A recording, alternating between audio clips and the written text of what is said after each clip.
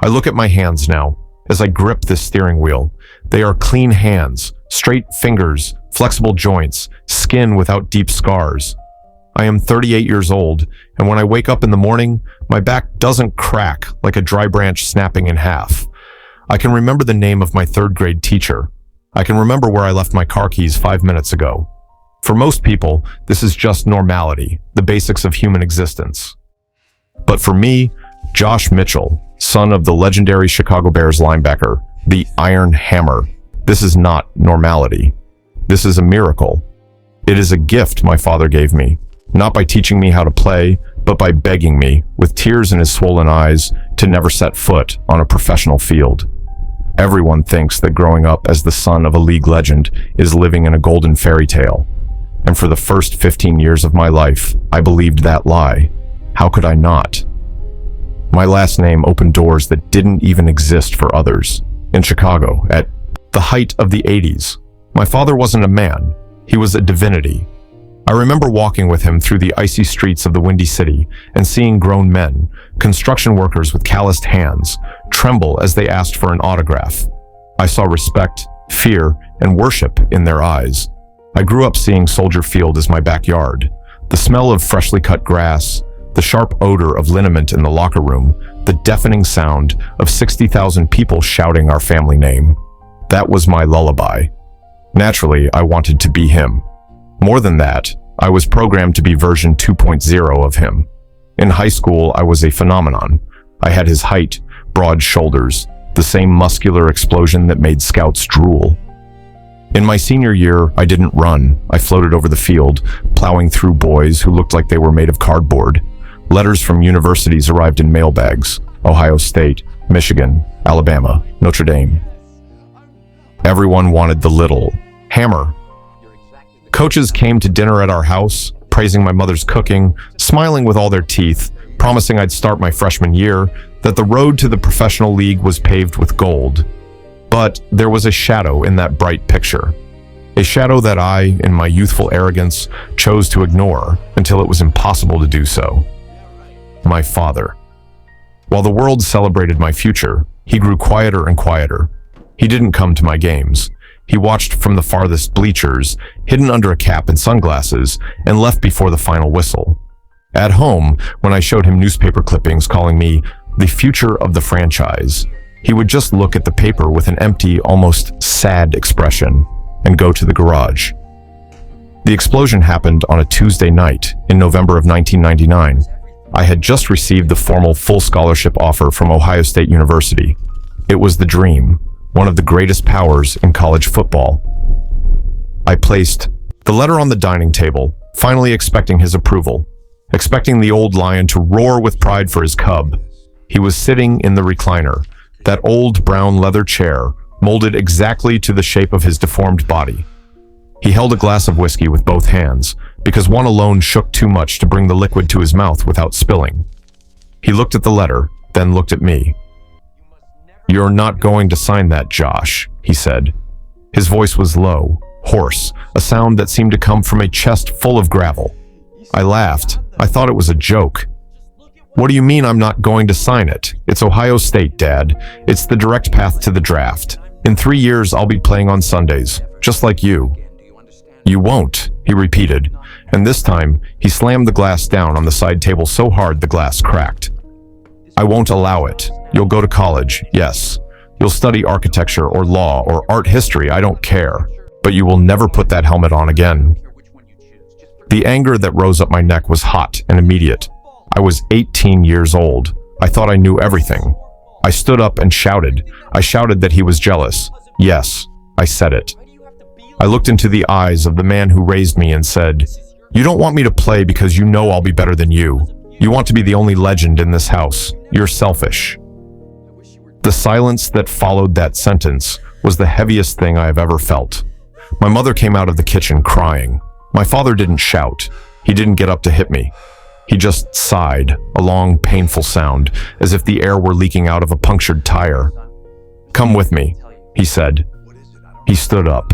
The process of standing took 30 seconds. He had to rock his body back and forth to gain momentum, groaning softly with each movement. He He limped down the hallway, dragging his left leg, the one that had been through 5 surgeries. He took me to his office, a room that was always locked. I thought that was where he kept his most precious trophies, the Super Bowl tapes, the memories of glory. He turned on the light. There were no trophies. The walls were bare. There was only a gray metal filing cabinet and a desk covered with disorganized papers. He opened the top drawer and pulled out a thick folder, throwing it against my chest. "Open it," he ordered. I opened it. They weren't million-dollar contracts. They were medical reports, hundreds of pages, MRI scans of his brain, neurologist's reports. "Read the 3rd page," he said, sitting heavily in the office chair.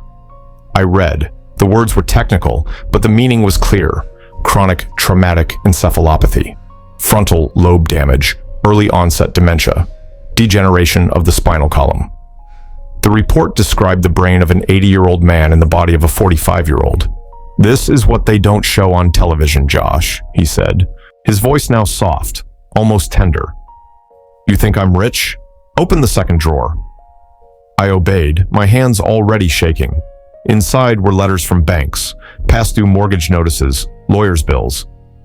"The money ran out 5 years ago," he confessed, staring at the floor. "We live on appearances and the league pension, which barely covers my medications. I spend $6,000 a month just on pills to be able to get out of bed and not scream in pain. The investments? The financial advisor the team recommended disappeared with everything in 1992. The house? The bank will take it next year if I don't sell the championship rings, and I will sell them. I will sell the only physical proof that I was someone, just so your mother has a place to sleep." I looked at him, truly looked at him, for the first time in years. I didn't see the iron hammer, the terror of quarterbacks. I saw a man who couldn't turn his neck to the left. I saw a man whose fingers were so twisted by arthritis that they looked like the talons of an old bird of prey.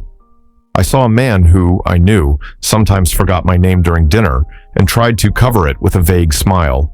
He pointed to his own knees. "I have plastic and metal where there should be bone. I haven't felt my feet from mid-calf down. But this is the easy part." He touched his own temple with his trembling index finger. "The problem isn't here. There are days, Josh, when I wake up and don't know who I am. There are days when the rage is so great, for no reason at all, that I'm afraid of hurting your mother. I'm afraid of myself. I traded my brain for applause. I sold my future for 10 years of glory. And now, the stadium is empty. The friends stopped calling when I stopped paying the bar tab. The league, they send me a calendar at Christmas and pretend I don't exist when I ask for medical help."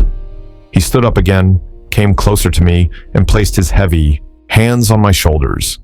I could feel the vibration of his tremor passing into my body. "You have the talent," he said, with tears running down his scarred face.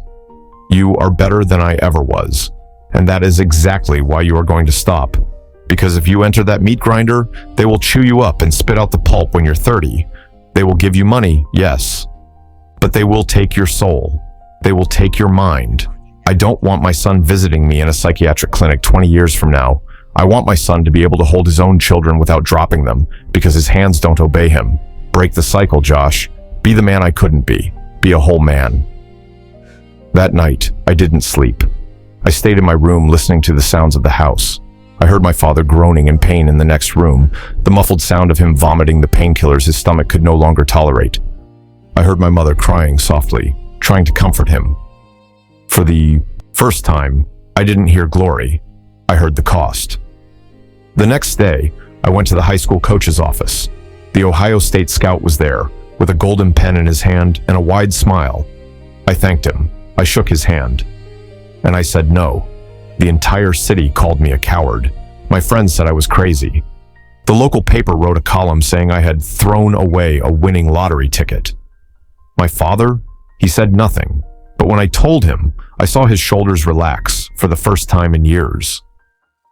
3 years later, my father died. It wasn't heroic. It wasn't on the field. He had a massive heart attack caused by a mix of painkillers and chronic stress that his body could no longer endure. He was 50 years old, but the coroner said the body looked 80. At the funeral, former teammates showed up, big men, limping, with vacant stares, telling stories of past wars. They talked about the plays, the titles, the hits. But I looked at them and only saw the future I had escaped. Today, I am an architect. I design houses where families can live in safety. I don't have millions of dollars in the bank. I drive a modest car. No one asks for my autograph on the street. But yesterday, Sunday afternoon, I took my 5-year-old son to the park. I ran with him across the grass for 2 hours. I rolled in the grass. I threw him into the air and caught him again, firmly, safely. When we got home, I sat on the couch, with no ice on my knees, no ringing in my ears, no fog in my mind. I picked up an old photo of my father, the one where he's lifting the Super Bowl trophy, shouting like a conqueror, and then I looked at my simple, quiet, painless life. I don't have the championship ring, but I have my life. My father was a Chicago Bears legend, but the greatest game he ever won wasn't against the Green Bay Packers on a snowy day. His greatest victory was that Tuesday night in the kitchen when he killed his son's dream to save the man's life. Thanks, Saji, you, Dad, for forbidding me to be you.